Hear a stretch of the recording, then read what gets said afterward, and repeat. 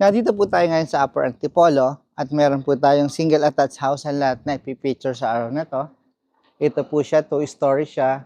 Yun, kung mapapansin mo yung balcony, nandun po yung master bedroom sa second level.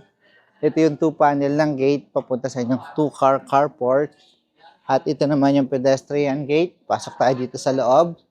Pagpasok mo, yan sa kaliwa ko, meron kang open space dito. At ito yung main door. At dito naman sa area na to, ito yung 2-panel lang gate. At ito yung 2-car carport mo. Yan. Yung kalahati niya is covered parking yan. Sa taas niya, yan yung balcony. At dito naman po yung service area. Yan, may ginagawa lang si kuya. Yan. Guys, ito yung, sige lang po. Tapos na doon yung main or yung maid room. Sa area na yan. Balik tayo dito sa inyong main door.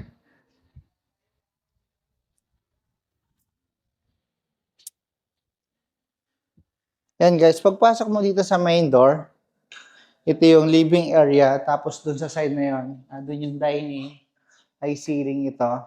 Yan, may cove light at may mga modern light sa dyan or LED light sa taas. Ito both side, meron ka dito, sliding glass window. At next natin, ito yung hagdanan papunta sa taas. Ito yung powder room, saka bedroom. At dito, ito naman po yung inyong magiging dining area.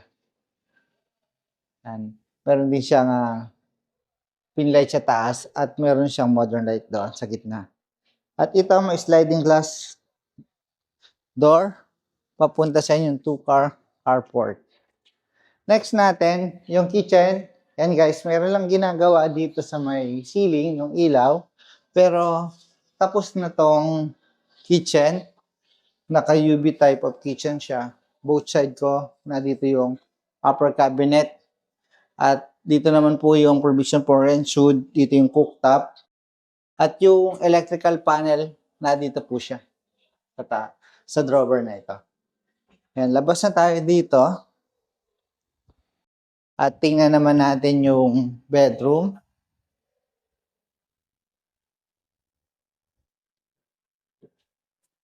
Yan, ito yung bedroom dito. Tapos dito, ito yung powder room. At meron kang storage area dito sa ilalim. Yan guys, ito naman yung hagdanan dito. At yung handle mo dito, wood. Dito po, meron kang 3 bedrooms dito. Tingnan muna natin yung first bedroom. Yan, ito yung first bedroom. At dito yung second bedroom.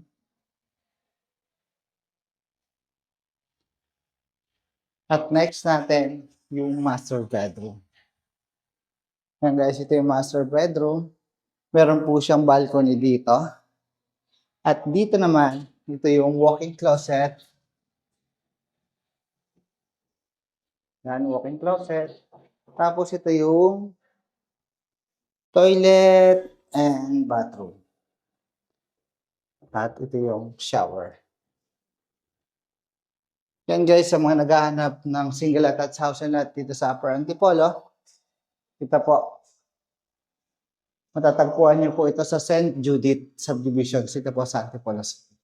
Yan guys. Thank you and God bless. Kita po tayo sa susunod yung video.